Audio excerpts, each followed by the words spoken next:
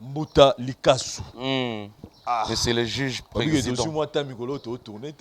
Mais kasi yo monte komi ba comme finga na biso to kimi analyse pourtant yo tourner ba théâtre ozunga po kotinga na kata théâtre et puis makutu toujours nene et puis ma jeudi donc jeudi na 18h ba olanda titre film pene pene ba soifé de fingerie donc ba boule de biso to kimi analyse donc to bangi oh bino regarde-moi bimi bo lo baté bomoni ba tanto ba bozaka bato parti pris donc bomi tungisa te donc on est là et nous vous souhaitons la bienvenue dans cette émission tribunal na kati ya chaîne Abino La Voix du Peuple, une émission d'analyse autour de notre culture, de musique, Mbuta Likasu.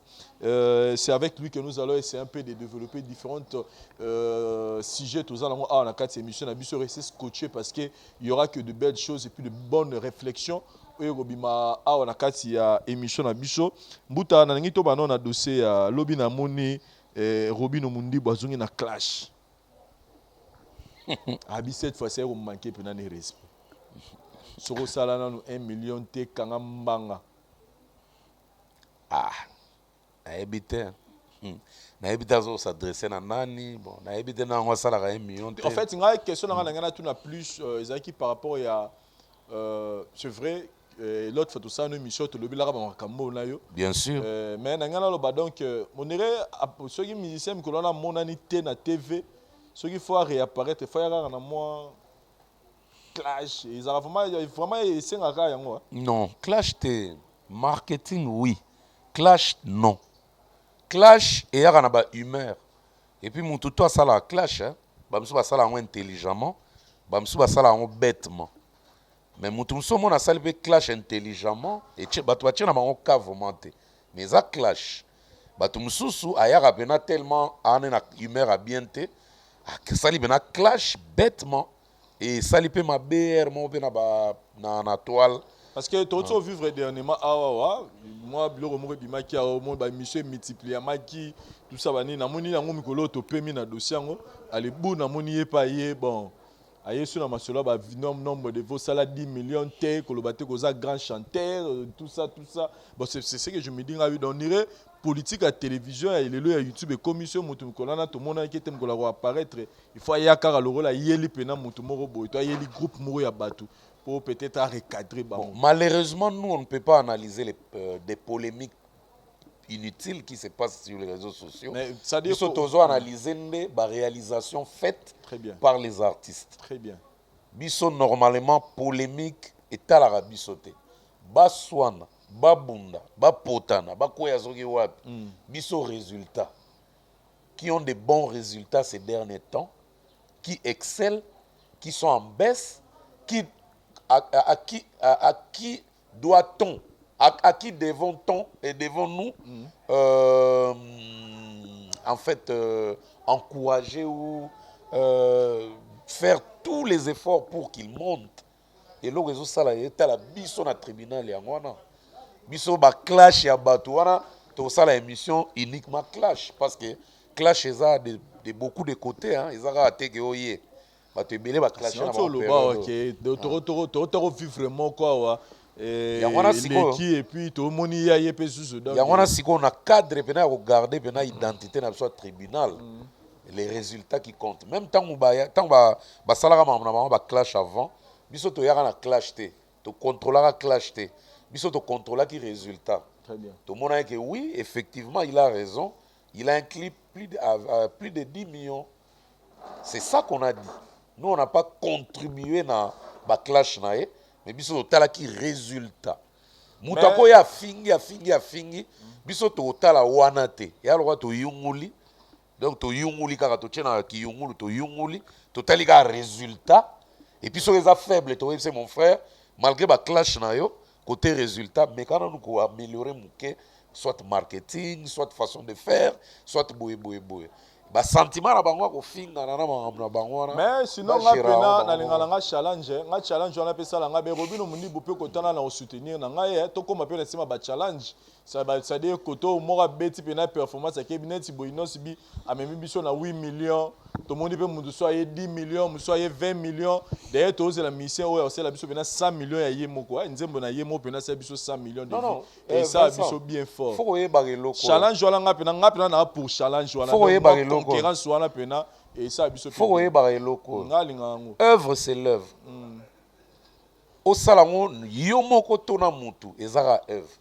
Tu as plus grand featuring et salama elmo na ba mondo na ba États-Unis na ba France et ça on peut pas succès mal na biboy moni oyo inos bia ça na Diamond ils déjà record déjà ils a likolo dans le but na sous-estimant ngoté ils a record à likolo lelo jusque là 100 millions inos nous les Congolais résidents à Kinshasa nous les Congolais résidents à Kinshasa là na lo on a boya inos bité inos ça déjà inos est là 100 millions featuring nande on a biso tes problèmes à te featuring ou pas ozo comprendre ngate yo zalanga boyo mo ozo bimizanga zo ndenge yo zo comprendre ngate il est congolais bien besoin sikoyo bien que ça la chaîne à Diamond luga pe ba oye mo pe Diamond na pas sali 100 millions ya nzembo na yemo rien à ça la pété donc na ça c'est le bela on mais dans nzembo poster na chaîne na ya mona nde donc voilà parce que so tali ba vidéo populaire na chaîne à Diamond au monde ande yo pe muteza ya liboso et puis challenge wana ba musicien to linga mo pena donc yi nakaka parlant de résultats ils ont une organisation ya lelo ya munene ya na niveau Afrique awa Afrima où ils ont récompensé artistes na biso par rapport à travail au basali. Et là, pour cette année, il y a beaucoup de nos artistes musiciens congolais baza alignés. Il y a Fali Poupa, il y a Inos B, il y a Dadju, il y a Gaz Mawete, Nino. Au baza wana donc Inos B natangi. Donc sinon par là, nous invité les téléspectateurs na biso nyonso. En tout cas, to kene na niveau ya site wana ya Frima, to voter ba mission na biso nyonso. En tout cas, souhait na biso tribunal. Désir na biso eza que bango tout baya na ba trophée wana na mboka parce que c'est le Congo qui gagne même Boutadi Kasu nangana tout na problème il y a critères parce que Fali oui tout le monde a déjà Kendaka on a vu Nosbi Dadju pe na mona des fois azara nominé na moni Gazaye tout ça banini mais nangana tout na par rapport à critères parce que nous avons beaucoup de nos artistes musiciens citons Robino Mundi Bopé ado ça ba tube na pe do ça ba succès na mboka na biso il y a tant d'autres musiciens ba ça ba blora bien na mboka critères y wana pi Kofelo Mide aso ça la pe ba tube do ça ba succès na c'est pas mikolo to za na tube na bado l'incontestable bina yango na ninga osakana te mais ce que critères wana Afrima je la wana est-ce que zo tata rolandela déjà ba isa sur base de quoi ba sélectionneur artiste.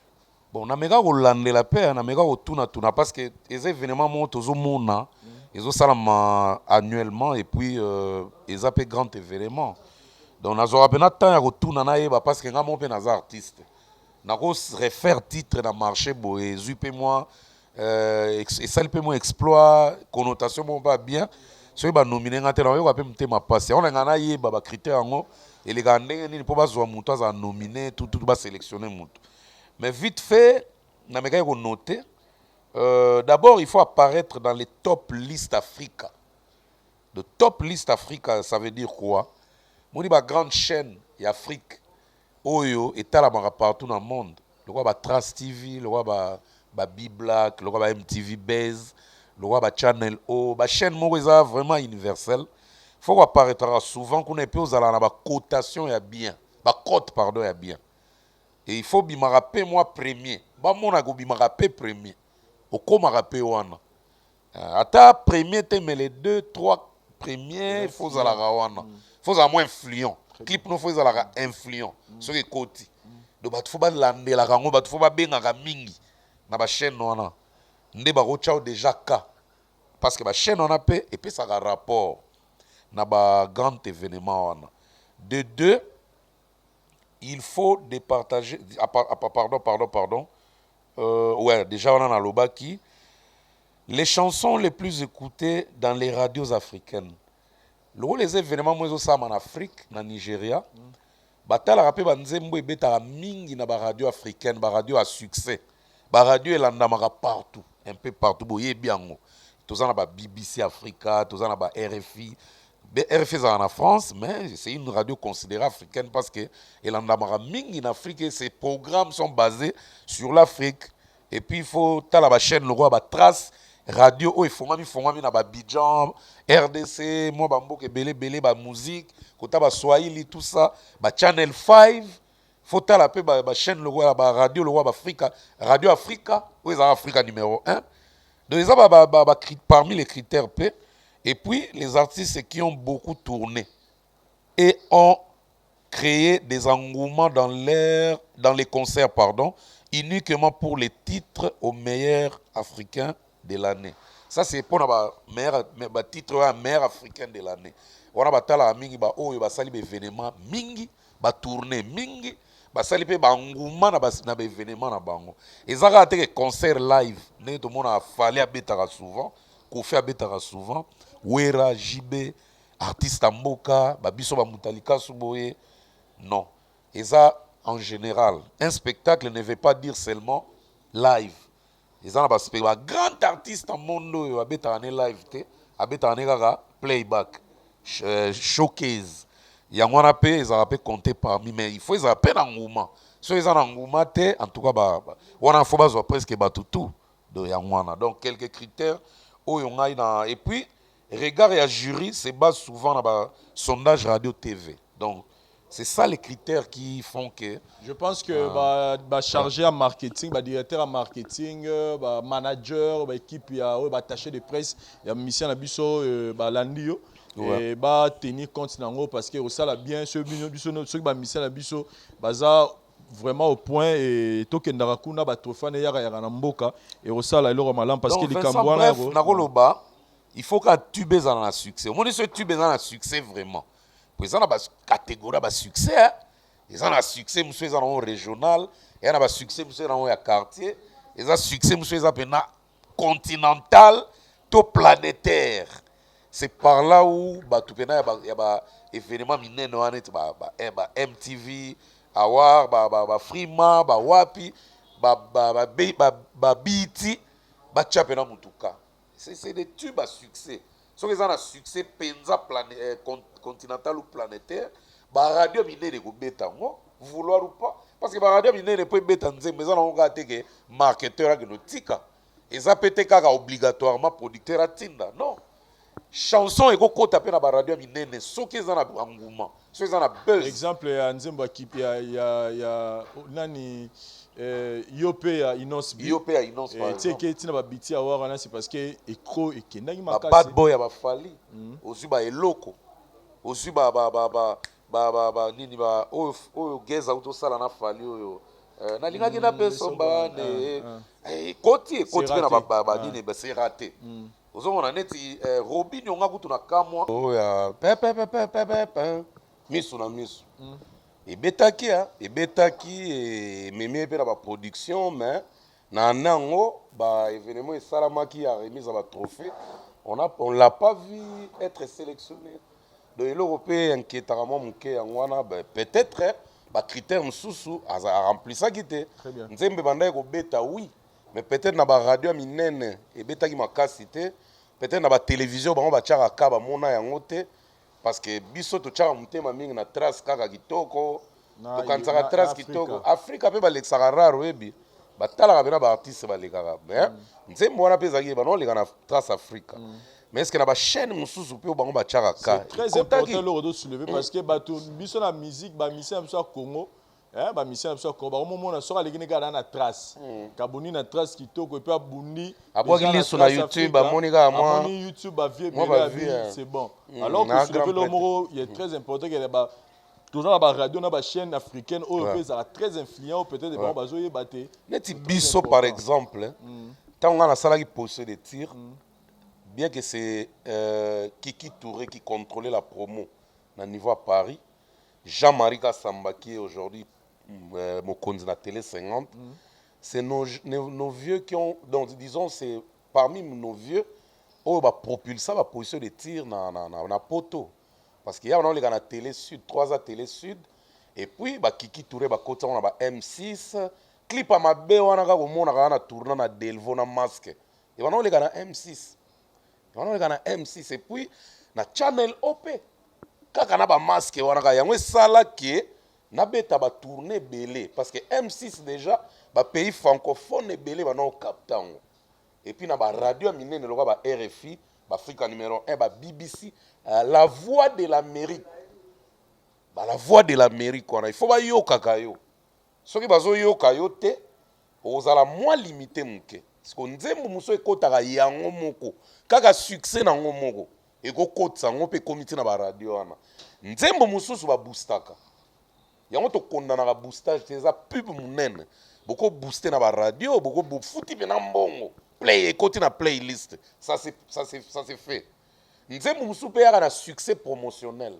eyaka pardon na succès tant promotion eza makasi nzembo mususu yaka na succès yango moko sans promotion soki eza elenge touché nango bato par exemple Jérusalem oyo ezobeta mikolo ya sud africaine wana oza pena sur pena bapesa mbongo na babiwana na biso awa na baradio kapi na biso rien ebetaka yango mosange bapesa mbongo so otali mpe bien na batrace wana peut-être mpe bapesa ye na bango betel bambongo te ekoti nango kaka peut-être mpe bapesa na bango chinoise wana te soki chinois wana bazalaka na trace afrique wana bapesa na bango mpe mbongo te mais koti parce que nzembo eza na buzz et puis eloko esalisaka mpe nzembo su buzz na monde ya lelo eza ntango ekoti na youtube ba 4 coins du monde capté challenge wana omonaka yango tobetaka se te attention il y a des challenges manipulés pena ke omoni maintenant que non œuvre bimi eza nango bien omoni œuvre même si bachallenge ya nango ebele te elingi oloba teke eza œuvre mabe te peut-être mpe komeli nango bato bien te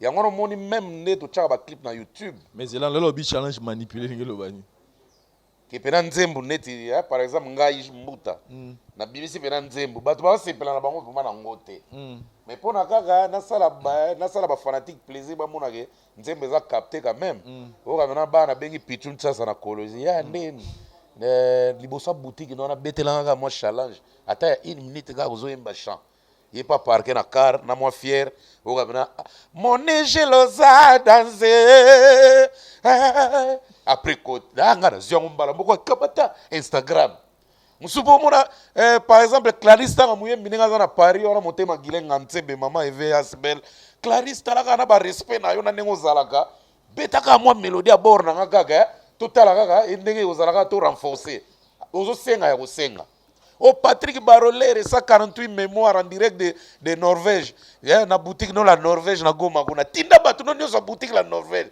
bachango pena na boutique ezobeta pena bazobina pena ekulo ekumanda banda na zuka parti on Instagram kamata ma sko ozo accumuler mais oya insuffisamment pour eza ya volonté ya yo moko ya batu te mais tala sko ba challenge oyo ke bato pena ba sepel na nzembo 4 coins du monde basala ngo na volonté na bango o comprendre ngo eza ba vrai challenge yo pe ino sibito mona ba feti ba rap boye o mo bana feti na bango makam na bango oui mais ba chenze mo ba obina ngo esala mana banzembo ba neti kinam o fale asala na buba esala mana banzembo neti bad boy esala mana banzembo neti yope olandi oyo plus des challenges du jour au jour allo téléphone ozomona artiste mboka pe regarde-moi so tali il y a des challenges qui se font il y a bango monité donc volontairement na moni retourna ni musicien na biso nani Naza voilà na moni image neti Naza benoza bena sir artiste mboka bien bena Naza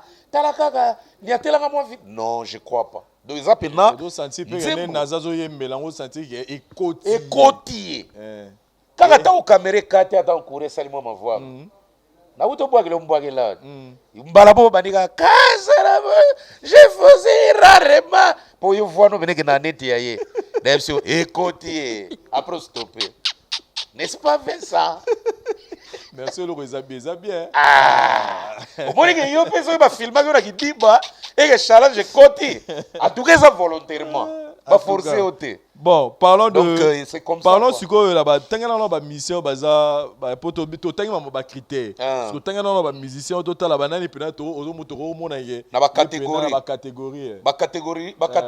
catégorie dangereuse voilà dangereuse ba terra milangi na ba boule na très bien bon neti best mal Central Africa donc meilleur artiste africain et Afrique centrale namoni aba nominé bato baza nominé za Gez Mawete Congo Mathias Damiaso Angola Nino bakomi Congo Anselmo Ralph Angola, Angola na Congo fara namoni ya Inonce B Congo, TIC TIC Cameroun, Fally Ipupa Congo, Dadju Congo, bakomi Dadju Congo de botika la biso to lo makambo na ye na ndenga Congo pe ata zalaka kuna. Et puis C4 Pedro Angola, et puis BM garçon ça la clip on a Will Longomba blink et Marcha très bien. Il peut battre la catégorie na YouTube Marcha fort oui il peut na Céléo et puis na ba mise il peut battre Congo donc na moni guerre Afrique centrale les Congo Angola Cameroun mais ba congolais nde baza belé baza nominé belé Gez Mawete Nino Inonce B Fally Ipupa et Dadju et BM. Donc votez massivement pour Teresa Mabulu na milangité. Très bien. Congolais ça venait à biso. Donc ceux qui attendent congolais pour ba congolais baza 1 2 3 4 5 6 congolais. Ceux qui attendent congolais boka zuyango to betika maboko ezongi na mboka. Très bien. Deuxième catégorie na moni ezawa, on est na moni eza moi catégorie milangi na kati. Best African Group. Donc meilleur groupe africain. Très bien. Toujours retrouvé à Sauti Sol, Kenya. Ne sous-estimez pas les Sauti Sol. Baza mystique. Et puis baza aimé na ba Londres, na ba Nigeria, Kenya, na Afrique de l'Est mobimba baza adopté. Donc il faut faire très attention à ne pas sous-estimer. Le Sauti Sol. Je crois bato ba yebi groupe on a tena ko rappeler bango. Au moins vraiment mo ya Coca-Cola, et salama boy fallait ayemba nzemu na bango. Oh nishike. On fallait no yemba na sexy boy. Bato wacha wow. Comment mo mbale ko zala boy. Et puis bango pe ba yemba nzemba fallait. Voilà. Donc Sauti Sol ne bango wana. Tout fan Togo, boyebi tout fan. Donc bana na ba ben la Gwenta. Ba on a remixé na la Katangezit. Donc bana wana pe bazaka makasi na ba zone francophone ko sakana te même ti na ba zone anglophone nzemu na bango ebetaka makasi banzemu na bango namoni awa Navi Kenzo Tanzanie donc Navi Kenzo Tanzanie groupe wana eza pe nominé Force Supreme Angola Mikaza South Africa de Afrique du Sud 4 queues Congo moni 4 queues wana bazaka na France bah évoluera bien en France mais baza ba tche bango Congo donc to bimisa misisa pour na bango pour eza Congo donc voilà à part wana Kif No Beat Côte d'Ivoire Moubis Angola Magic System Côte d'Ivoire et puis Umu Obilingo Nigeria ce que tala siko réalité musique eza impoli ba groupe biso to yebi na ba congolais o bena ke non e betaka ba Bercy ba nini Fally ba tchaka e groupe te ba tchaka e artiste. Voilà, faut préciser. Azalaka artiste accompagné avec ses artistes ses musiciens ses artistes. Maintenant wenge musique à maison mère eza pena reconnu groupe. Moni lo wa formidable bimaki. Ceux qui ba fanatique à maison mère bazalaki déterminé de to na lo bana ba tribunal tout le temps. Na minito maison wenge musique à maison mère et on va la nominer et puis na minito pe to pe ko votant ko lega pe et les UP trophée mais tout le monde wenge musique à maison mère te mezaki en activité parmi wa groupe ezaki en activité bon Kofi quartier la tête influent mais ba tchaka Kofi non na mona te bena ba inclure quartier la tête surtout ces derniers temps c'est plus Kofi le groupe to ko tchela mutema na makambo na bato ba bimisi o pena ke challenge bazali eza groupe wenge musique à maison mère yango na ba fanatique wenge musique à maison mère partout boza na planète terre bo lâcher mente bo lâcher te eza pe trop tard te bo tchaka pete ke no biso to beta ba makofi to lemba te wera na lembi carrière te bino moko pe ba fanatique à maison mère na bo lembi wenge maison mère te donc yango na il faut to sala ke fort le roi est un groupe moko influent batanga partout et se retrouver na babiloko aboye so quatre queues où se retrouver na ba congolais mais en tout cas surtout bimika libanda la venue à libanda wakanda en tout cas Peter na lati polo rouge azo lega wana na ndimita yebi 4 queues peut-être bana wesh play wesh ferro que dalle que quand tu couches pédale vois tu piges moi ouais bango nde bakoyeba groupe bango eza air moko pe nakoloba lenteur au ba fanatique bazui. Très bien. Par exemple groupe Wenge BCBG ya Papa Chéri. Obi que Wenge BCBG bien que Papa Chéri a en tête, a star na biso, mais groupe Wenge BCBG comment on le bama appelé mingi. Peut-être c'est parce qu'ils n'ont pas de nouveautés, baza vraiment té na makambo ya ba critères ba événement elingaka moyen to mona ba se retrouver wana ezate. Zaiko langa kuto ndire Josar. So tourner makamano ndako yebsoka Vincent petit muta ngapena n'arrivera nini oya problème kende ya problème kende kaka et puis ekufa na ngopé kufa na ngopé donc voilà Afrima na ngopé donc peut-être je ça pour répondre bon mais Zaiko langa c'est le patrimoine du pays et kokipe kozala wana mais loko la vie à BBC save na ye abo veve dira ça ne promo na net te achena oga wana oyoke boy pe oyoka vana na yo mais pas quand même bato bazolanda mais na ba critères ba sengi na frima peut-être Zaiko et remplir en moté yango pe baza nominé te voilà donc voilà déjà par catégorie à best group le meilleur groupe surtout les na catégorie à artist of the year artist of the year de ngono ba artiste de l'année awa pena ba papa na ba mama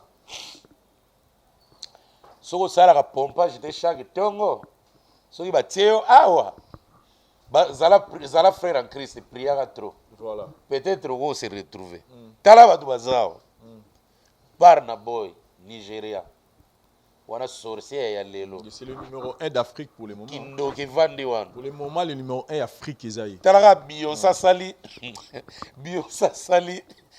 nini Black is King Babara Boy nde ba se retrouver wana donc tala bana bona moni pe Tiwa Savage Yemi Alade Tiwa Savage paza natala ki yango ya Tiwa Savage en tout cas yoka bato bazawa Barna Boy Nigeria Fally Ipupa Congo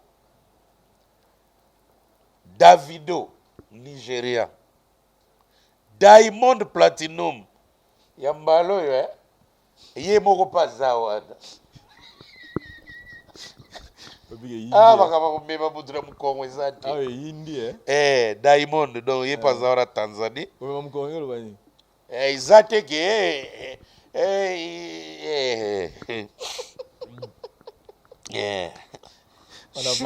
Show Majozi sud-africain Wizkid Nigeria Ayana Kamura bache Mali Bar France tala Ayana zawana daba zone francophone Ayana niveau zo tobola ha Tiwa Savage Tiwa Savage Nigeria Toufan Togo Master KG Afrique du Sud donc awa les seuls Congolais au hasard na terrain ba buru milangi na kati na ba nyoka na terrain ba chepe ba nyoka pa bate ba cobra o ba ba linette pena yango Fally ka yemo kutinani Fally so biloko aboye yo Congolais na place ko soutenir artiste na ya yo oyo a se retrouver wana o bani de ya finga o bana Congolais muso azivu na yebe na ke tiango bena pa Barna Boy sia pesi po lo black so aigle encore Fally ko to so azu trophée lo ba mingi ta pozango wana azuka muta gombe acheka taras wana bino mo Suisse mitema kuna alors kuna kwani ngaba tokos wewe ke tokos wale swage azwa po ba benga so aigle donc ndenge za boy Fally grand combattant congolais po catégorie lourde nde yango artiste de l'année donc on est des fois siko Fally kam dazawana donc ba fanatique ya ba partout na yebi ke bozana no mitema makasi boko sala honte ba voter Fally pour na lokumu ya Congo tozongo na cadre wana donc en tout cas soutenons le nôtre soutenons les olympiques et ne pas kendara donc tozela siko awa sikoyo nini ba médaille awa sikoyo na posa pena mokonza ba warrior asalelaka ya adultère na ye asalelaka ya adulte na ye donc a réunir pena ba warrior ya 4 coins du monde ya ba nationalité différentes bakota guerre en tout cas tolembisa te totela mpe kafali te eza jeté eza jeté donc na bi poule de la mort les grands noms ya Afrique na minute poule de la mort nde yango poule de la mort pena siko toleka best live artist best live act donc ba concert donc ba live donc ba concert ya oyo ebetami na ane siko ya kitoko ya elengi oyo bobima mere eza nani tomoni awa Flavo Nigeria Flavor Flavo tobengaki bongo na ndenge lingala Sauti Sol Kenya babetaki événement moko mpe na ane so ba événement Stone Boy Ghana Sidiki Diabata yao boyima basala na ba zone francophone donc eza terrible Yemi Alade Nigeria Barna boy ya Yesu so awandokyo na yebite boanini bako disqualifié était vraiment elenga challenge yango te Diamond Platinum Tanzanie Fali Ipupa Congo je parie fort que ça pour na Bercy je parie fort c'est le spectacle de l'année et puis Fali pe asali pe ba événement ebele na année oyo to le 2019 jusqu'à ce que abeli coup persilisi amote donc Fali aza wana nominé et puis C4 Pedro Angola Efia Ghana de Poulo pesa poule de la mort pe ya ba meilleur live alors best collaboration de meilleur featuring awa pe eza pe poule de la mort poto mona pena Master KG featuring Barna Boy Jerusalem remix Jerusalem nzembo ezo rene mikolo naki fi yango asengi jiba bengisa ya basa remix ba lela jibe mabe siko yo eba papa chéri bien te papa video pena do lela ba lela papa siko nega leli bongo papa chéri yango na sepelaka ewenye kokufa te oyebi réponse akopesa Roger Mel géré yo moko nga mokolo pena président wenge momi oyo nayebi ata kota auti te ebopaka nini Afrique du Sud nde ya nini epi nga mpe nabenge epa ye nani Brenda Fassie to ye nani Yvonne Changa epi abandela to remixe nzembo epi to remixe neti nini kine bouja ondimango oma ya yemba oma papa chéri oyo kele biso mawa te alembisaka mpe bamakambo mosusu osutuka mpe boya fia na ye jamais nga nayebi papa chéri bien osutuka pa ye onimi te papa chéri mpona kobatela lokumu ndenge président wenge asopaka te yo moko teke nga mpo na nga fia peut-être fa asenga tube ya sika bango bana baremixe Jérusalem ata yo moko jibe na ye mamana longola se adabomole longola se mama wana sikoyo akobwaka neti nani Jean David Kiambotema papa chéri tokena wana ba best collaboration de Master KG featuring Barna Boy Jerusalem remix Kabza fit Wizkid et Barna Boy Sponono yoka batitre yango neti basponono boye eza grand bagare yoka sponono yango batitre mpe ere moko fe bangisa mokura ganja gana ye pena yoki yango azobanga mokura ganja misemo ya misa komo moko boye Calligraphe je sais quand même benga komo moko boye Calligraphe Jones yoka na continent Calligraphe Jones featuring bien yes bana on a yebi yango te ate reniaka pena na Beyoncé te totanga pena eza important eza émission tribunal Beyoncé fit Shatawale pardon Beyoncé na kati ya makambo wana kasi featuring na Shatawale wana azaka je crois sud-africain ou ghanéen je crois nayebi na nationalité ne bien te mais King already eza na kati ya King Black is King okay. Ah bon, en tout cas, Jérusalem, on a zobangé la moteur, DJ Niptine and fit Mr. Easy bakombo na Joboy nobody titre nango wana eleka Tanasha Donna fit Mbosso la vie Mbosso Adolphe ayembela te na voyage Muzevi fit Yemi Alade Sauti Sol fit Soweto Gospel Group Bridge Days Inos B fit Diamond Platinum Yope Remix en tout cas apena Inos Fabim mais azana nani Jerusalem yongo lafe bon likamezaka kama ba vote soki bato ba voter na ba membre ya jury ne ba décider awa pe to moni susu avant dernier je crois Afrima Video of the Year de vidéo meilleure vidéo année na moni awa Simi Duduke Sauti Sol Susanna Santrino et depuis poto gagner ta tengela biso ba catégorie moni ba congolais bazali poto gagner yango vidéo de l'année 15 mawete fit Fali c'est raté ezawana Jérusalem apezawa mais to et puis na moni susu Diamond JJT congolais zakaka featuring na 15 mawete na Fali c'est raté dans meilleure vidéo maza na ba gros poisson pe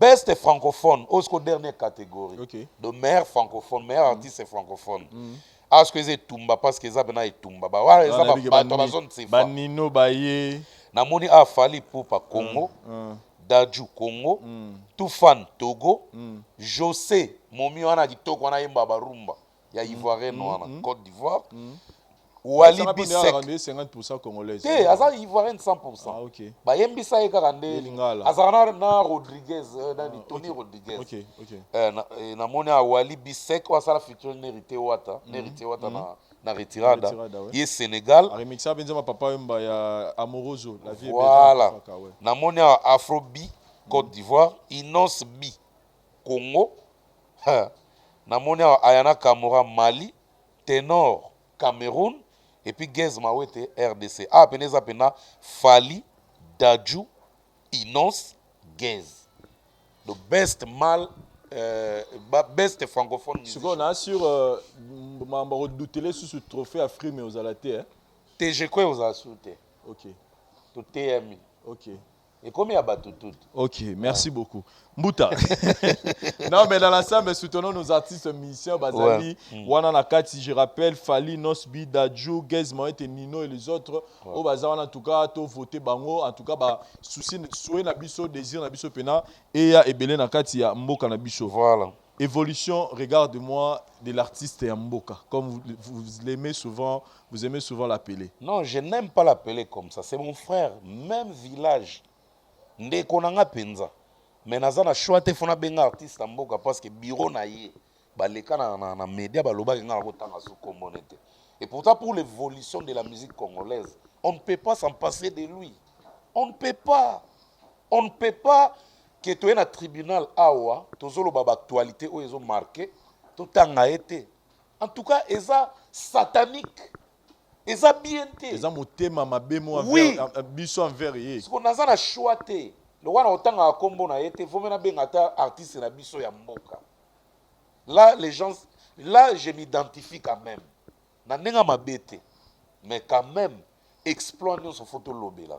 Parlons de son l'évolution, il y a regarde-moi, tout le monde est bimaki déjà. Na niveau il y a YouTube là, na moni déjà dépassé déjà 1 million de vies, 1 million et quelques, comme d'abord 1 million et quelques. Mais parlons plus de l'évolution côté streaming parce que quand on est ici quand tu le qui place sur les musiciens, bazo se retrouver place sur Baroteka, Mikolo, on a Oteka, tu reçois mon édition, tu à la moulée, tu pas il y a on a vu ça dans la Belgique. Éthique beaucoup non donc ça dit bah au mon grand niveau il y a plateforme il y a téléchargement comment évolue la chanson regarde-moi au niveau il y a plateforme internet parce que côté mélodie côté clip côté maïel en tout cas rien à dire nzembo eza kitoko nzembo eza bien faire yembi bien akena on a ba dimension mon robot ya malamu nous allons pas nous attarder dans marambo ezalaki il y a nani musicien azara pas nani pas ya Zulema. Yo eza ya Zulema ça c'est un faux débat c'est vraiment un faux débat nous on va faire ego la eminze mona kitoko regarde moi lelo en tout cas nena le faut amté mama bepo boya nzembo wana mais nous parlons plus côté maintenant évolution est-ce que na niveau ya streaming faire ego la azoteka yende numéro 1 la tendance du jour yende numéro 1 bah toi au cas moi mais c'est vrai il faut supporter la vérité yende numéro 1 la tendance du jour donc il ngolo baketo lali to lamuki lelo nzembo esomba eyokami mingi na streaming eza ye donc na minute on ndenge to lamuki lelo na tongo awa en tout cas côté bon c'est juste une petite évolution par rapport ndenge il faut tozelela ngo eza numéro 1 mais en danger ekolongwa pourquoi parce que batu ba artiste pe na Congo awa ba nouveauté zobima le mot ekobima pe boy na tendance du jour c'est quoi eza to lali to lamuki na 24 heures nzemu nini bayoki mingi en général te ke o ebima ezalaka déjà mais la tendance du jour aza na tête et puis nuit ya lelo ti tokoma na tongo azala a passé na 188 039 streams wana ezalaki hier hein?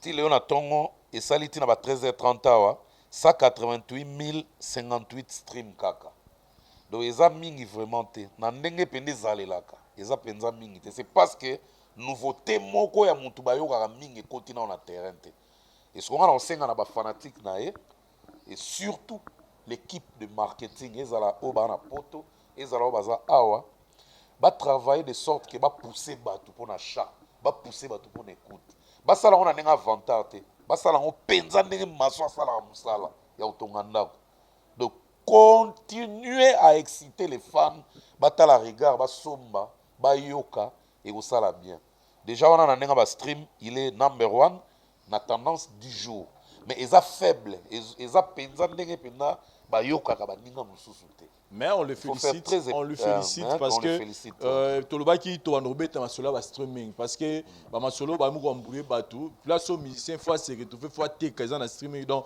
on félicite Ferrego là et on l'encourage de façon donc je peux lire la liste pardon Boutalikasu on l'encourage et par là nga pena pesa message mon na ba fanatique au lieu de venir nous insulter na niveau ba commentaire de nous montrer comment vous savez insulter les gens neni boza espère ya ma finga bozora ba énergie wana bokina ndeko kine na ba plateforme ba téléchargement bosomba ka banzembo ya ba musicien na bino pouvez venir vous m'insulter au fininga banana linsuki na nga likolo ti na ketch na lati yango tem to empêcher nga na lia yango tem to empêcher nga na conduire mutuka na nga yango tem to empêcher nga na avancer na ma vie na nga donc na go avancer te to sur la bango bien ça dit c'est une distraction pour na bino au lieu que bo se concentrer bo faire avancer mission ato yo finga na commentaire yeba yango ko finga no temte osala ke vidéo ya la voix du PPT la matin oh soko ke ko so manzembo wana e osala ke biso to osala ba statistique to le la makambu ya mala mission no ça donc c'est pas important de venir prendre toutes vos énergies au l'examen inutilement inciter ne change rien mais acheter tube ya ba mission na biso yango nde ko faire avancer bobimisa énergie plus na ko sala marque au sombi otindi pe muninga o motiver pe muninga somba et osala bien pour que nzembo na biso e ba mission so ba avancer yo wana lilobo yo ata baye 1 million de commentaires na c'est Vincent tala mutu na ye ozala mutu bien Vincent tala yeguna konda est-ce que vous en a poso za libumunete nga Vincent boyeboy ata ba fingi on a ndenge tout et ko changer résultat oyo artiste na bango e ko yela ye est-ce que ko tala yo est-ce que biso to tikolo est-ce que to kam no to koloba kaka parce que ça droit ya tribunal to koloba kaka de tant mieux conscientiser les uns les autres conscientiser les fans basa la penza maximum ya effort artiste à maintenir place et puis le résultat est bien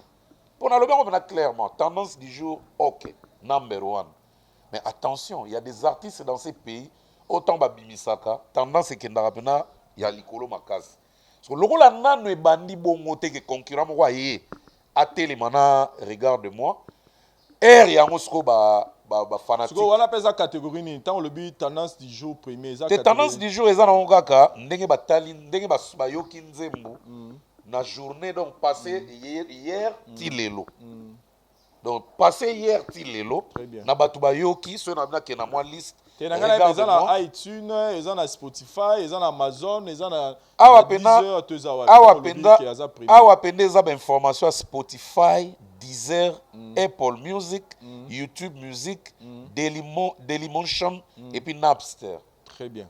Et ça c'est important. Très bien. Donc ndenge za boye, so to bito ke na on ndenge ya listing, ya ndenge talami et c'est simple hein? Donc au mona number 1 et ça regarde-moi. Numéro 2 et ça allo téléphone. Na tendance du jour. Numéro 3 et ça bad boy. Oui, bimana on déjà 2 ans passés. Il a fallu toujours. Numéro 4 Hollandi, il y a Inos. Et puis numéro 5 Kinam, il a fallu. Donc na wana tendance du jour. Donc to lali lobby to lamuki lelo. So ce toke na onzigo yo na tendance absolue. Tendance absolue to tika. Tendance absolue to tika. Mais ce que l'on a loba, na sali constat mo boye. Faisons un effort ya koye ba rapper ba côté bazo yo kamba tout trop côté bazo consommer musique à tout trop. Pour un artiste en mboka na sali constat mo aza plus consommé na Belgique, na Londres et puis na Canada. Très bien. Très consommé. Donc, ok, zono benake bazo yo kenet na film pour y sa résultat et ça Belgique puis Londres. Et so tali bien na meka ko vérifier pe so tali net par exemple Fali ba yo ka ke mingi na Paris, il est plus consommé na Paris, Abidjan et puis Londres. Wana na lobi ba première ville où ils ont consommé plus. So to ke côté Inosbi au mona Lagos, Dar es Salaam et puis Londres. Surtout que côté Kofi Olomide au monde à Paris, Londres, Bruxelles, il y a des autres dominés la consommation à Bilo Ronae.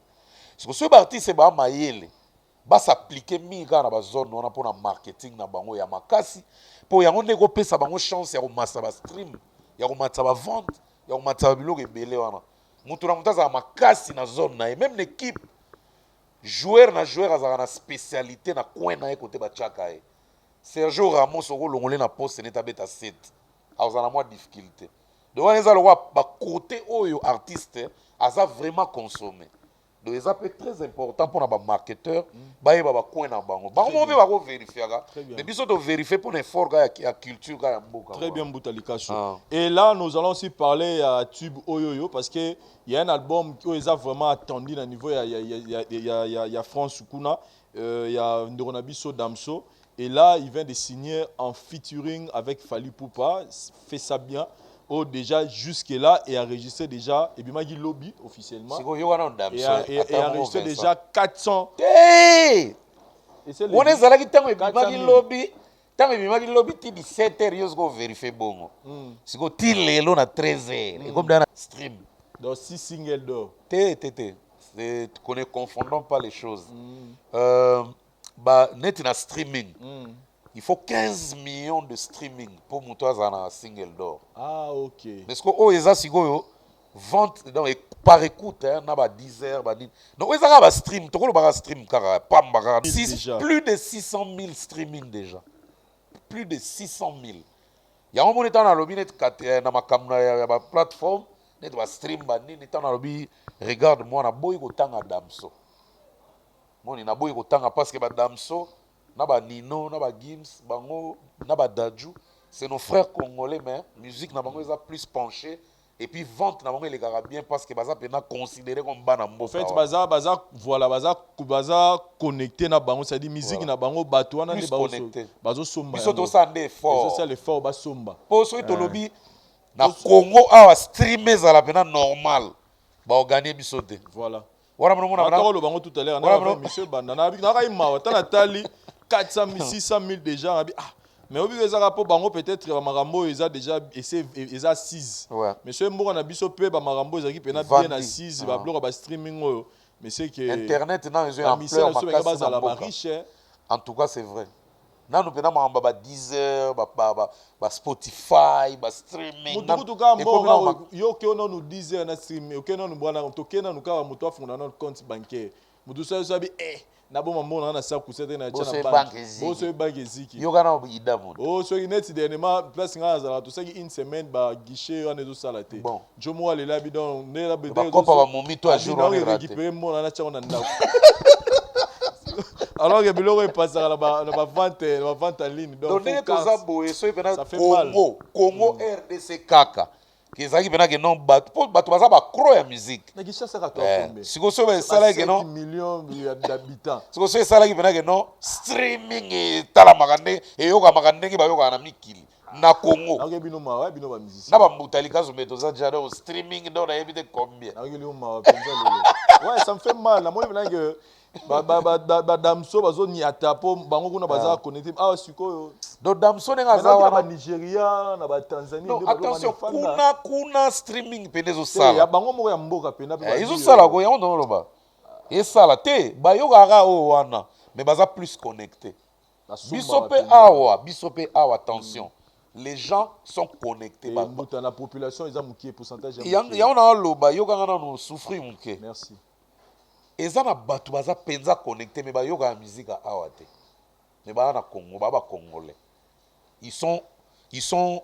influencés par l'autre musique vent wana mopepe wana ezokende oyoka mpena gaz fabulous ndenge ayembi mpena nzembo na ye oyo kaka boye omoni nzembo wana eza na suka na impact na Congo awa na Congo kutu te na kini ya kozwa kutu soki streaming bajeune bazalaki na lure ya streaming na Congo nde mpe kaka bajeune na batanzanie na bacote d'ivoire baza olingo omona gaz na minute o dega mais siko bajeune oyo baza influent mpona koyoka streaming na kati ya RDC awa eza bajeune oyo gu na bango ya musique eza baoyo biso toyoka awa te badamso banino bafali bainonce ozomona bagu na bango yango wana po fali aza na kati wana n'oubliez pas oyo totanga eza tendance de jour les 5 tendances du jour oyo otanga na mona se retrouver na misato so na bosani te sikoyo soki par exemple totie mpena ke non tolobela sikoyo tendance absolue omonaka fali inonce fali kofi fali mabe donc mabe kutu te bawarrior baza nde bandoki do bakonsomaka artiste na bango na kinoki tu yango nde tolingi mpona baartiste tu siko bato na Congo oyo bakonsomaka bastreaming baspotify babiloko wana tu bazali soko ofuye mpena okomona bango mais gu na bango ya musique eza oyo la majorité ya mboka eza nango te estce oyebike na bastreaming kaka soki ezalaki influent awa ke bato mpena baza bien influencé lubumbashi okomona mpena ba RG Kaniera baartiste na bango mpo eza bongo ya Vincent moto akosa o te à part bafali bainonce bato baza likolo na bakofi un peu bawata un peu bafabrigas baartiste ya mboka baartiste à chaque province baza mpe très fort na kosangana te koleka meme baartiste ya kini so oke na lubumbashi okuta bazali oke na goma okuta na matadi okuta bazali ngai na kabinda na kamwa nakenda nakuta jo moko boye wali ayembaki ye omeme kintweni me na biso jo wana akoboma moto te mais omona awa bayebi ete na kasangolo kutu bayebi ete batendance ekomi un peu diversifié oyo ke ozoyeba te nani yango omoni na afrique bamisien na biso baoke esu mingi te mpo so oke na tanzanie omona badiamond bazalaka te bazala bafanatique na biso la preuve ane so otali baconcert na bango omona bakopie artiste moko même na spectacle soki otali omona baa na tendance ya biso mais bakoma banuméro 1 bakoma badanger bakoma na bambongo pourquoi pays na pays ekoma mpe na bastar numéro 1 na bango ekoma mpe bastar na bango bakoma valoriser yango nomoni musique na biso echite epuis baproducteur balinga so kobenga bagroupe na biso trop te so omoni mpena babengi artiste ake mpena pays moko africain Vincent seke azokartonne mpena azokela mawa te seke ifo kobetele maboko epuis tozomona banani na banani babengaka donc il faut faire très attention toza sur une époque oyo teke ntango biso toorenie bango na baka na bamusicien te oyebike ngai nakenda plus de 26 pays en Afrique bamboka na koma oyo baa na bastar eza kaka bacote d'ivoire à l'époque c'était bamewe ozomona ozwi bagadji seli ozwi banani petit deni ozomona bamagic system sikoyo lelo ekomi mpena oke mpe Côte d'Ivoire bato wana baza na bango momona bababy Philippe baza oyoka ba Serge Beno oyo tosala clip na Très bien. Yorobo Swag Très bien. do badominant oke na Zambi omona ba Chester omona bana oyoka na musique na biso ya Congo oyo eza dominante kuna omonaka afali Kofi oyoka afali Kofi Inonce Awilo Longomba le reste oyoka bino ozotuna pena boye ezodomine te siko omona bango moko baartiste na bango omona pena baata ba 10 bana succès danger ata ozwi pena excusez nga maestro napesika exemple ozwi pena Fabregas asalaka baclip elekaka mpe na batrace me omemi ye pena kuna omona pena artiste wana oyo baexista te avant aza mwa cote moko élevé maza nini local pourquoi parce que j'ai changé internet eye na bamiracle moko boye et puis musique ekomi na facilité oni depuis batia numérique depuis numérique ekota analogique elongwa en tout cas roi ya musique aza su te. Mais dans tout Donc, voilà. ça, mboka na biso kaka nzamba sunga, ba makambo ezala pena moi soki avancé au sala bien na mboka. Et parlons du concert de Roga Roga pour ce 3 octobre au niveau ya village Chetema. Je sens que l'artiste est vraiment aimé hein Mbuta. L'émission interview to sali na ye na moni retour ya ba commentaire, ya ba nona biso à Brazzaville vraiment on sent que l'artiste est vraiment koloba adopté c'est trop dit mais moi na mboka penza.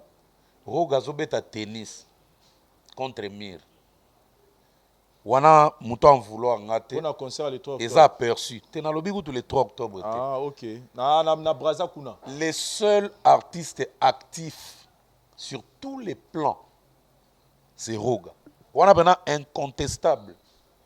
Le seul artiste aimé et adopté à Kinshasa ok ti lelo babar cité ya babar pena ya banlieue po boîte eza luxe okopesa pe DJ bokopero somele champagne abeti pe nzembo banzembo ya Roga déjà na boîte déjà okaka babitso omoni bâtiment oyo ebetaka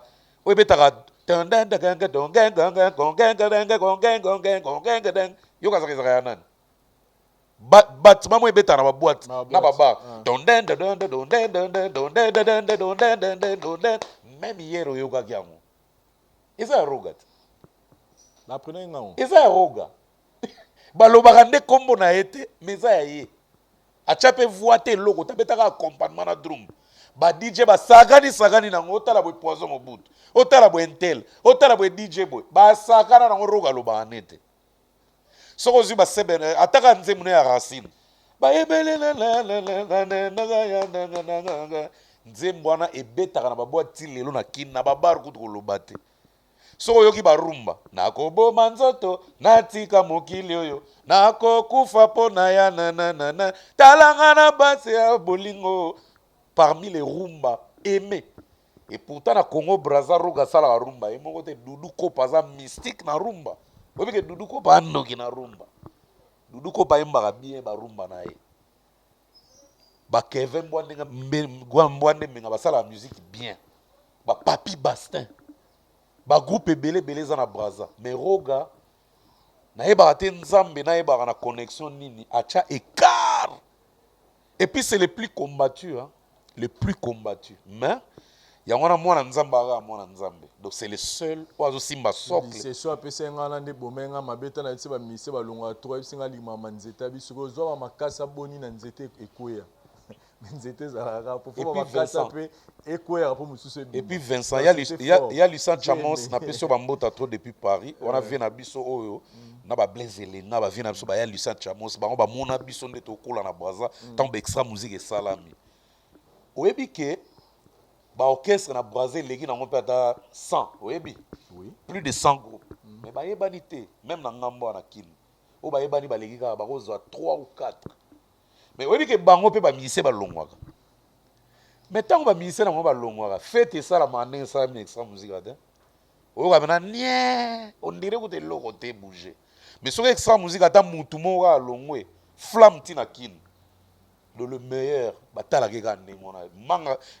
fruit oyo etela babamba yango ya libanga mpo ekweya donc na minute oyo c'est le seul mpe oyo abeta mingi na kini epe simba bato mingi baloba Roga na kini abeta te Roga nani yango oya otala ye les gens se trompent pourquoi déjà dans son musique et beta na bar et ça la succès nana yebso ke bato ya concert déjà beta na intercontinental abeta ba concert à Saddam Hussein kutu ba période ya Mobutu bato ba kota abeta na ba Zamba playa wa période ya Mobutu bato ba kota abeta na ba concert pe ya ba francophonie asala pe distinction danger na spectacle sentir na ke no bato ba kena ba kena image abeta na événement papa batanga kufaka bien que za artiste ebele ba beta mais faut tika pe symbole okende pe batika na indice roga salango abeta trop mais sikoyo malo yo alanga beta siko VIP pe na village Temba po comme vent ya mikolo wera beti wana adendisi yango ba fali ba beta wana ba artiste mboka ba beta wana ba héritier watana be ba beta wana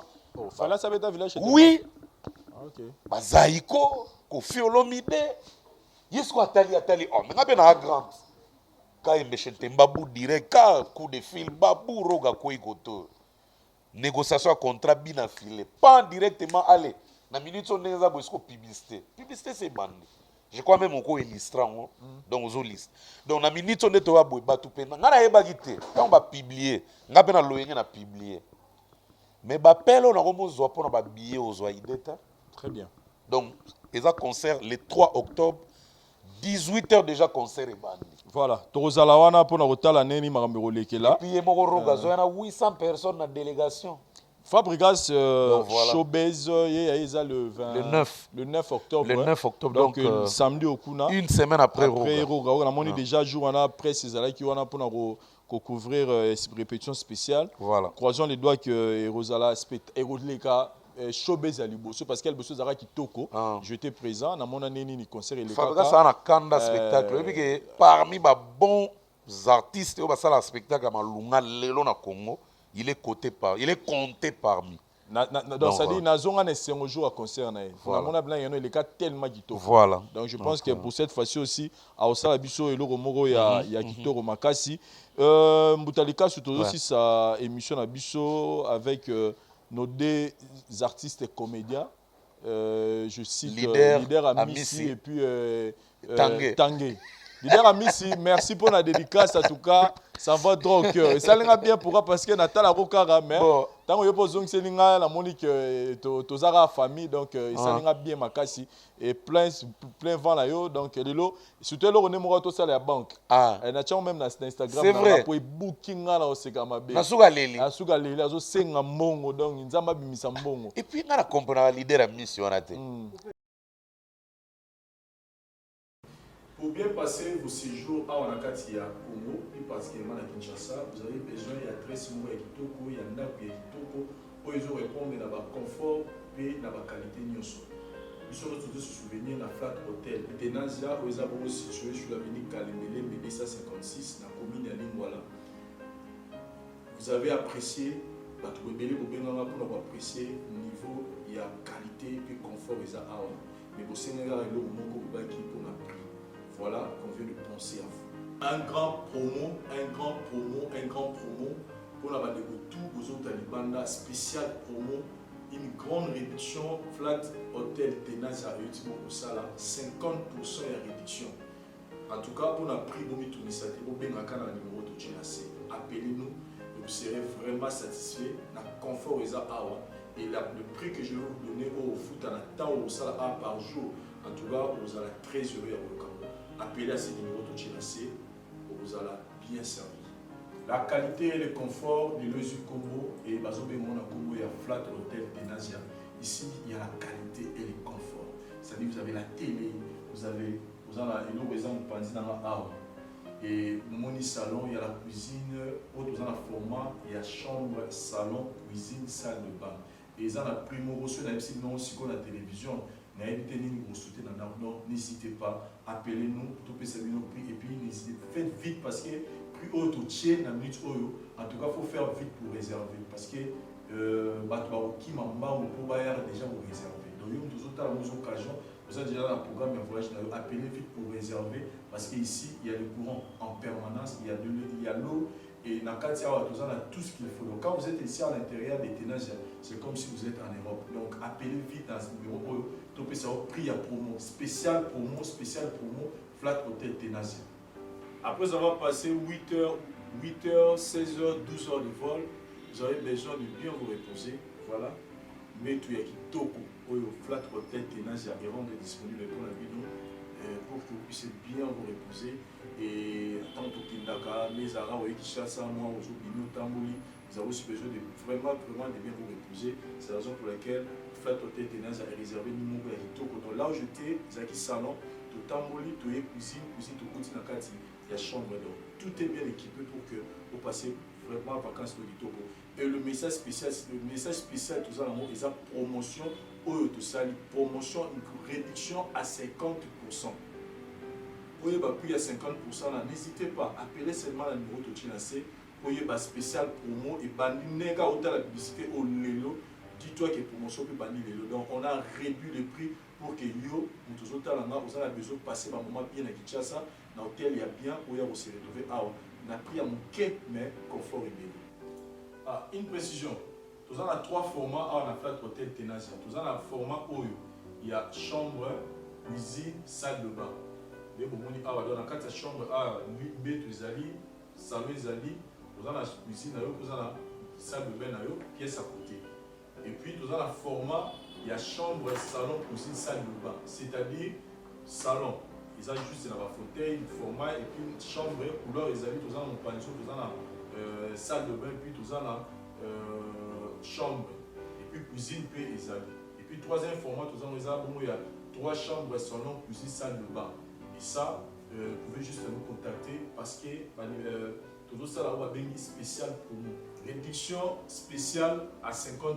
Donc, mon au foot va réduire en à 50%. Donc, c'est une opportunité pour nos autres appeler à ce numéro de Tchinase pour réserver déjà à l'avance. Parce que prix, je répète bien, prix haut, tu as confort sur mon art. Si on a mis sur prix en tout cas, si vous réservez, donc appelez parce que le plat les chambres sont limitées. Donc, si vous avez un retard, que vous avez déjà si vous avez un magira, après ça vous avez des détails, nous sommes et puis nous avons pété, balcon et au place où vous avez. Mais déjà à l'intérieur, il y a tout. Courant permanent, maya moto ezali, cuisine équipée, tout est là pour que vous passiez votre séjour bien à la carte Flat Hotel Tenasia sur la ça se situe sur l'avenue Kalembele, numéro 256, la commune de Lingwala. Non loin, il y a Sanef. Voilà, non loin à Sanef, non loin, PDK, RTNC. Donc, tout est sécurisé pour que vous passiez votre séjour dans Malam. Conseil na opesa bino bato boza libanda soza na poso passer la séjour bien na ndako kitoko lokola boza kuna na poto adresse ezaka moko avenue Kalemele 257 Flat Hotel Tenasia. Ici c'est le confort, la qualité et le service. Moko vous allez vraiment satisfait jusqu'à la fin. Merci. Voilà, donc comme nous tous nous dit que mon voyage. C'est vrai que visite est un peu structurée mais vous avez un restaurant à Bino. Donc là où je suis assis, restaurant à Bino, Bandeko, vous avez Libanda, vous avez soit vous avez une manifestation, il y a 10 ou 15 personnes. Donc l'espace est là, venez exploiter ça. Il y a tout, cuisine congolaise, étrangère, il y a tous les goûts et donc spécial promo. Flat Hotel Tenasia, Boya, Obenga Belé, Obozala Servi. Merci. Oui, que Vincent a compris na ti lelo. Soki pas au lela, oui que basi ba sepela pe na o lela ne ba champion na ba statue. Et puis tant pas au lela abe baraté, il est toujours beau. Oui que ngana mona rare des fois comédien na vie na normal, il est beau parce qu'ils ont des critères, ils ont peu important, ils ont pas mbatté ba sala concours ba beauté. Donc, aux abo, aux la comédie, le rebébité, aux arabes, et puis aux lela, aux arabes. Donc, on a félicité, na effort à ça, na caché na emoro. Très bien. Et puis, et là, on est comme si on a continué le colonabiso. Quoi, c'est un exemple, on a ça, on a mbutalikazo. De tous appels référence. Donc, on a ça, la musique. Si on a préparé rythme, ni fois bêta. Et qu'on colle dans le langage, donc message à l'Eli. Message à l'Eli. Donc, il va préparer les bisous. On a très bientôt, je crois, semaine prochaine, à Banadja Studio, et puis vous allez voir. Voilà, et puis Tanguay, puis à Sali, nous sommes au moment où on a donc. Tanguay, on dirait Balokae. tange beno ndire baloka nga bena namona ka tange meilleur nga bena na ebite so ko illustrer olongoli ka ta son cheka ka nini peut-être comme maintenant déclarer na boye landanga na sima to ba ochaka bilo bongo do tange na mundele moko ya koko batalani bena fara boye azo yebise makamba bolingo et pas au gazé pedo na basali feature on a Mos Pizo peut-être maman moi peut-être à Strasbourg je ne sais pas mais ils ont très bon clip hein. Il faut aller voir Tanguy Chongo au côté ka obeti Tanguy featuring Mos Pizo au mona nzemba ngo obima je t'aime titre nango eza je t'aime ngo eza na ndenga bolingo te eza grand Tanguy malade yana wana ndenge te ko je t'aime bolingo eza GTM. Donc, grand Tanguy malade. Donc, j'ai grand T, Tanguy est malade. Donc, on est qui. Non, je vous salue là, vous faites la fierté. Et je voulais aussi signaler pour la de rebelle, au Talarabiso, côté programme à théâtre, vous te belé, commune dans lancer la publicité, promotion à film, tout dans ces libino pene. Deuxième saison, il y a Liziba Lokuta. C'est la raison pour laquelle on a fait le bon émission. Vous savez, le film, tout ça, la question nous demande beaucoup de moyens. Et la seule façon de soutenir Bisso, ils ont vraiment l'air au Tcharango, il faut partager. D'ailleurs, au partager. Tant au partager, au liker, au commenter, il y a une facilité Bisso, tous au moins moyen au salon de film. Parce que si les Balokuta, il faut intervenir en tout cas. Baza tellement exigeant que nanga ba moyen eza pena moi mukie eza na moi c'est donc je suis en train de me battre pour que na réaliser ngo ya ngwana tanda na lukambo on a proposé bino na nous pene tout que ça film moko vraiment kitoko avec Adaï Lunga et tous vos acteurs Bolinga Ernest Léa il y a vraiment tout le monde bon c'est Marina Monsanto Dacosta et tous les autres donc histoire moi bien et puis boza la surprise il y a Mbutalikasu. C'est-à-dire Mbutalika ça joue un film wana un vieux morodo il va vieux bala pena donc ala tara ba gondo il va vieux bala tami ba gondo donc ba raisonnement inutile la quartier bon autant là moi je pense que bon c'est pour la bon la Mbutalika soit part aux artistes musiciens toyebié na étant canaliste et puis toyebié comédien voilà mais na ndenge ba one man show mais ce qu'on trouve vivre sur scène un film et to relançant déjà c'est jeudi à 18h na chaîne la voix de Bota la Mbutalika et tous les acteurs une histoire vraiment très kitoko bo c'est pour la nango Mbutalika sur une sous émission na biso na sous rattrapage Patrick Barolere 148 mémoires Maison la Norvège donc on appelle sur Bambota trop merci beaucoup mon frère donc Maison la Norvège vente électronique vente électronique internet meubles on a appareil électronique grand fournisseur na Goma c'est eux et puis bientôt ouverture na Goma mais bientôt ouverture et à Maison la Norvège na Kinshasa. Très bien. Donc, on sera assuré par des arrivages vraiment originaux hein, pour vraiment y a la qualité. Okay. Jean-David Kiambote mokonza Coca-Cola ya zolo balanga muta na préparer beni quoi. Donc y a on est de Paris à la défense arena ya Kofi. Beni. OK vacances na Beni. Beni ya Beni. Beni bena ya Beni na émission. OK. Là so moi mbutu eza. T'es là tranquille. Moi ba marquer les alara mais bon. Vacances parce qu'il y aura un grand festival là-bas, peut-être payé pour vous inviter. Festival année. Festival à musique. Et puis déjà, et ça là déjà chaque année.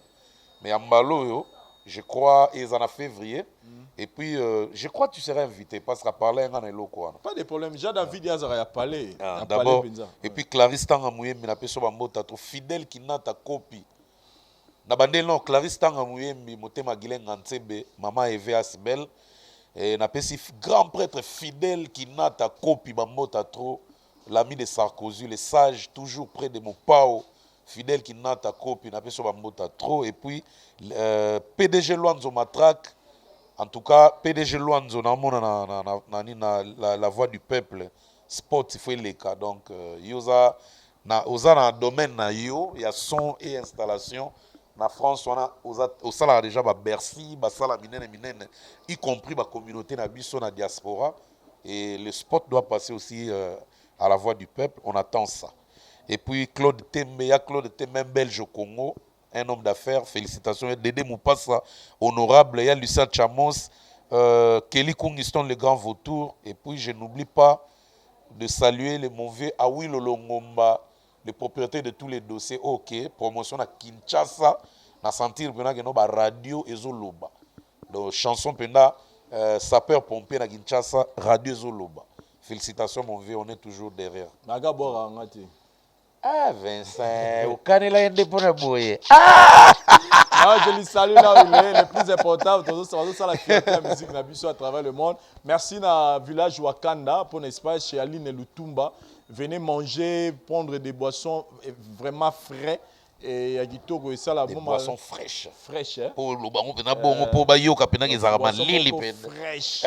Donc voilà, boya rolia biloko ya bio pena donc il y a bien au sala bien. Et puis nous souhaitons un bon retour à notre vieux Souli Jali Mambika, déjà ici sur Gaza, déjà na Kinshasa.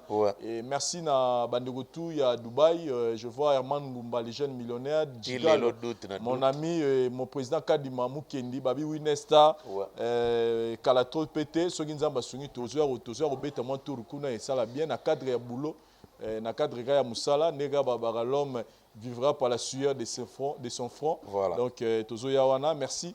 Na parole de ça au caméraman assuré et puis merci na Mbuta pour n'attendre disposer pour te partager réflexion au Batilara Daryl Diwantes. Daryl Diwantes ça na prise de vie et pour na biso tout le monde année prochainement na ba différentes choses na biso. Merci bye.